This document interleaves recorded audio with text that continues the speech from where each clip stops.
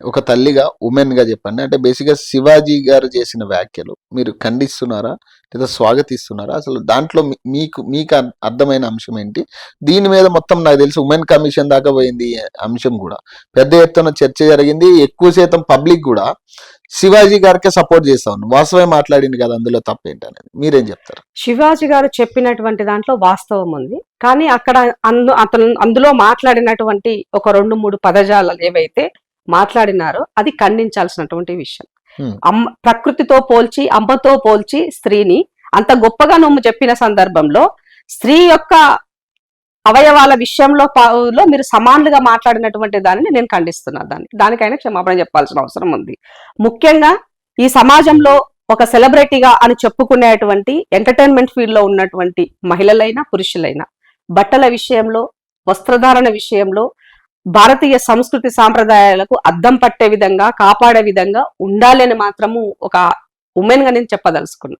ఇవాళ బట్టల ద్వారా చాలా మంది అంటే ఈ బట్టలు వేసుకోవాలా, మీరు చెప్పిందే తినాలా, మీరు చెప్పిందే ఉండాలా, మీరు చెప్పినట్లు ఇవంతా స్వేచ్ఛ గురించి మాట్లాడతారు. అల్టిమేట్ గా ఆ స్వేచ్ఛ ఎదుటివాడి యొక్క హక్కులను భంగం కలిగించే ఉండద్దు. నీ బట్టలు, నీ ఒళ్ళు, నీ ఇష్టము అనేది పదే చాలా మాట్లాడతారు.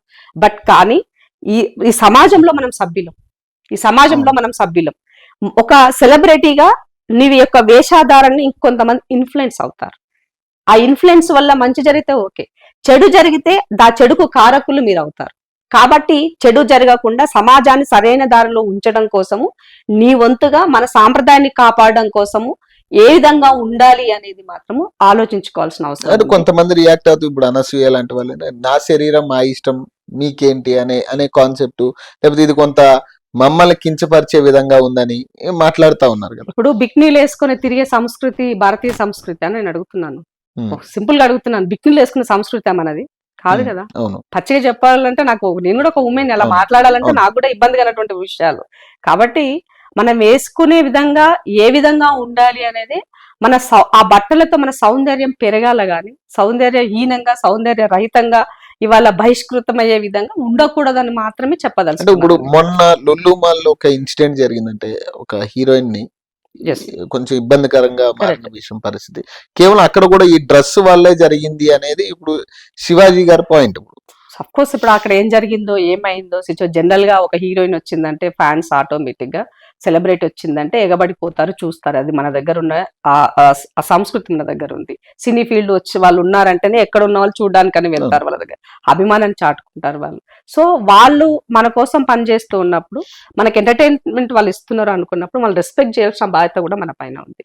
మీద పడి లాగి రక్కి చేయడం ద్వారా బయటకు వాళ్ళు ఈ సమాజంలో అంటే ఒక సినీ ఫీల్డ్ లో ఉన్నంత మాత్రాన వాళ్ళకు ఉన్నటువంటి ఏమంటారు ప్రైవసీని కూడా మనము నాశనం చేసే విధంగా, వాళ్ళని హరించే విధంగా ఉండకూడదని మాత్రం చెప్పదలుచుకున్నారు. సో అల్టిమేట్ గా ఏదైనా కూడా ఇప్పుడు ఒక మంచి చీర కట్టుకొని, ఇప్పుడు పార్లమెంట్ ఉంది, పార్లమెంట్ లో ఎవరైనా ఎప్పుడైనా పొలిటికల్ గా చూస్తే ఫస్ట్ అందరూ సుష్మా స్వరాజ్ గుర్తొస్తుంది. ఎందుకు గుర్తొస్తుంది?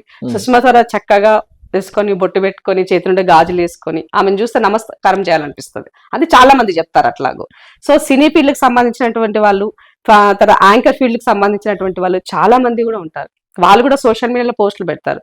వాళ్ళ కామెంట్స్ చూడండి, మీలాగా బట్టలు వేసుకొని పెట్టినట్టు వల్ల కామెంట్స్ చూడండి. సో ఎదుటి వాడికి ఎందుకు మనం అవకాశం ఇవ్వాలి అంటున్నాను. నీ ప్రైవసీ అనేది నీ 4 గోళ్ల మధ్య, నీ హస్బెండ్ కి నీకు మధ్య ఉన్నటువంటి విషయం పట్ల నువ్వు ఎంత విచ్చలవిడిగా ఉన్నా అది ఎవరికి. సో ఈ సమాజంలో మనం ఉంటున్న స్పృహ కోల్పోయి బయట వచ్చే సందర్భంలో మనం ఎంత సాంప్రదాయబద్ధంగా ఉంటే మన భారత గౌరవం అంత పెరుగుతుందని మాత్రం చెప్పదలుచుకున్నా. ఎందుకు ఇండియాకి చీరకు అంత అనుబంధం ఉన్నది, ఆ కట్టు బొట్టుకు ఎందుకు అంత గౌరవం ఇస్తున్నాం, విదేశీయులు వచ్చి మన సాంప్రదాయాన్ని ఎందుకు పాటిస్తున్నారు ఆలోచించండి. సో ఇవి మనం 10 మందికి చెప్పే అంశాలు, చెప్పించుకున్నటువంటి అంశాలు. విడితనం అంటే ఇప్పుడు ఈ డ్రెస్సింగ్ విషయంలో బయట మాట్లాడుకుంటే అది సినిమా రంగానికి కాకుండా ఇప్పుడు బయట కూడా కొంతమంది, నేను ఒకటే సెన్సార్ బోర్డు ఎంటర్టైన్మెంట్ లో ఉన్న సెన్సార్ బోర్డు వాళ్ళు ప్రాపర్ గా పనిచేస్తే ఈ సమస్యలు రావు.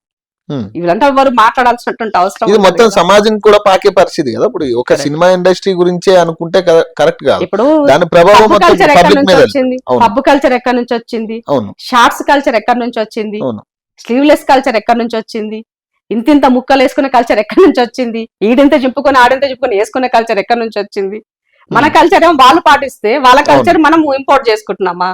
ఏది ఇంపోర్ట్ చేసుకోవాలో అది వేయండి, వదిలేసి మనం పూర్తిగా వాళ్ళకి అదైపోవడం వల్ల ఇది ఎవరికి ఏం మెసేజ్ ఇస్తున్నాం? సో అల్టిమేట్ గా ఆ మధ్యలో సుమన్ గారు కూడా చెప్పినట్టుంది, నేను ఈ స్టేట్మెంట్ అది కూడా చూసాను. సో ఏది ఏమైనప్పటికీ కూడా ప్రజాక్షేత్రంలో ఉండేటువంటి వాళ్ళందరికీ కూడా వాళ్ళ రెస్పెక్ట్స్ వాళ్ళు కాపాడుకోవాల్సిన బాధ్యత ఉన్నది. మనం ఒకరితో చెప్పించుకోకుండా దానికి మనం ఎలా ఉండాలి, వాళ్ళకి ఎదుటి వాడికి ఎందుకు అవకాశం ఇవ్వాలన్నది ఆలోచించుకుంటే ఏ ఇంటికి ఆ ఇల్లు సెట్ అవుతుందని మాత్రం చెప్పదండి.